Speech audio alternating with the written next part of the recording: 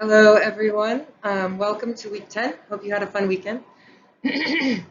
So, I am at the beginning, I'm going to post a playlist, and at the beginning of the playlist, I'm going to have two videos, okay? So, the first video is going to be a review of all of the verb tenses, okay? And then this is the other video that I want you to watch before diving into the chapter. The passive voice can be one of the more confusing tenses, or it's not really a tense, but one of the more confusing verb forms in English. So hopefully we can avoid any confusion by just doing a lot of clear explanation at the beginning. In this video, I'm going to talk about why I would want to use the passive, as well as how do I actually create it. I'm going to give you guys the secret formula, okay, to make the passive that you can use for the rest of your life. So the passive voice, right? Most sentences in English are in what we call the active voice, and I'll give you some examples of the active voice. The dog chased the cat. Jill is reading the book. The children have watched the film. All of these sentences are in the active voice. And what do I mean by the active voice? It means that whatever the subject is, the dog, Jill, or the children, are performing a verb, right? And they're performing it on an object, right? The active voice doesn't always have to have an object, right? But in all of these examples, we have objects, okay? So all of the sentences follow this format. Subject, verb, object, right? It's nothing new. But what happens when a language follows a specific structure most of the time? There's a psychological implication. It kind of changes the way we view language. Because most sentences in English follow this form, most people, whenever they hear a sentence, they will automatically assume that the first noun is the focus of the sentence. It's the most important part of the sentence, right? In the sentence, for example, the dog chased the cat, right?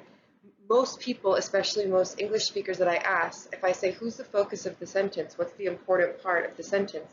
They would say the dog is the focus of the sentence, okay? The dog chased the cat. Jill is reading the book. Jill is the focus of the sentence. The children have watched the film. The children are the focus of the sentence. But sometimes this approach doesn't work, okay? Let's look at this example. If I said the police arrested my sister, okay? So I have big news for you, right? You'll never believe it. Guess what? The police arrested my sister. Do you think that I really care about telling you about the police, or do I care about telling you about what happened to my sister? Probably my sister, right? The police do many different things, and I don't really care what they do as long as it's not connected to me, right? But my sister is connected to me, so things that happen in her life, I'm interested in, or they matter to me, right? So this sentence actually is a little bit unnatural in the active voice. It has the same meaning, right? But it's better to say it like this.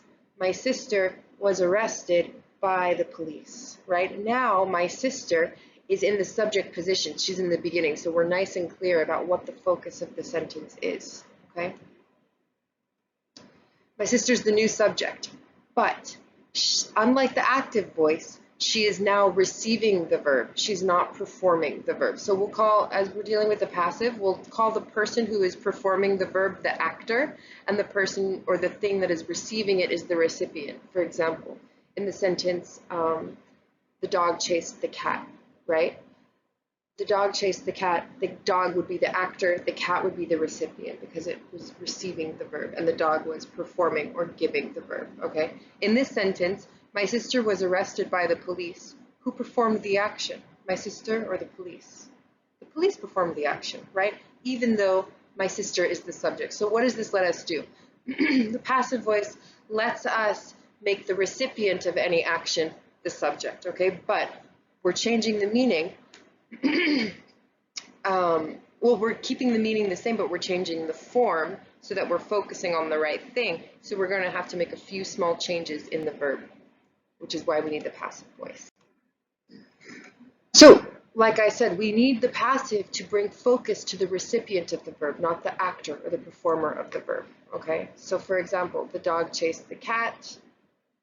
If I say the cat was chased by the dog, now your focus moves on to the cat, okay? Jill is reading the book, you're focusing on Jill, but if we say the book is being read by Jill. Now you're focusing on the book. The book is more important, right? Oh, where's the book, right? I can't find it. Oh yeah, it's being read by Jill. Okay, she's occupying it. The children have watched the film, so we're focusing on the children. Oh, what have the children done today? The children have done their homework, they have played soccer outside, and they have watched the film, all right? But if we want to focus the attention to the film, then we would say the film has been watched by the children, right? Oh, so how many people have seen the film, right? Well, the film has been watched by grandma and grandpa, it's been watched by the children, it's been watched by your cousin, so let's maybe watch something new that a lot of people haven't seen, okay? We will also use the passive if we're not sure or we don't really care or it's not really important who performed the action. This is a good example.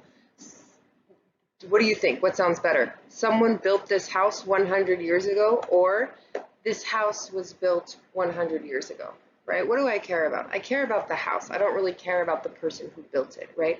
So it's much more natural to use the second one. This house was built 100 years ago. People, right? People make cars, people make Toyotas in Japan, right? Do you really care about the people making the car? No. The important part of this sentence is the Toyotas, right? So we would say Toyotas are made in Japan, right? So we'll use the passive voice, right? But we don't even really need to include the person who's performing the action because it's kind of obvious, right? Someone or people.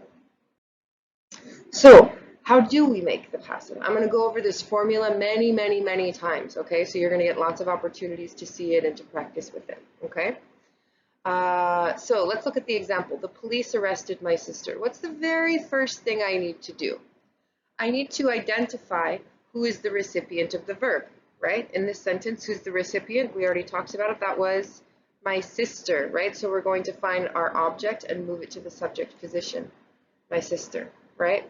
Then what do we need to do? We need to identify the tense. What tense is this sentence? The police arrested my sister. This is the simple past, okay? So we're going to identify the tense. The tense is the simple past. And then we're going to apply that tense to the verb be, okay? So what is the simple past of the verb be? It is was. So we would say, now we have my sister was. Okay, so those are the first two steps. What comes next? Next, we have to identify the action verb. What is the action verb in the original sentence? The action verb is arrested, right? The base form would be arrest. We need to insert the action verb, but the action verb is going to be in the past participle form, verb 3, right? Insert the past participle of the action verb. So arrest is a regular verb. So what would verb 3 be then for arrest? It would just be nice and easy, arrested. Okay, so here we would have my sister was arrested. Okay, now the last thing we're going to do is we're going to insert the preposition by plus the original subject or the actor of the verb, right? And that's the police. So our final sentence looks like this. My sister was arrested by the police. Okay? So that was a nice, clean converting the active voice to the passive voice.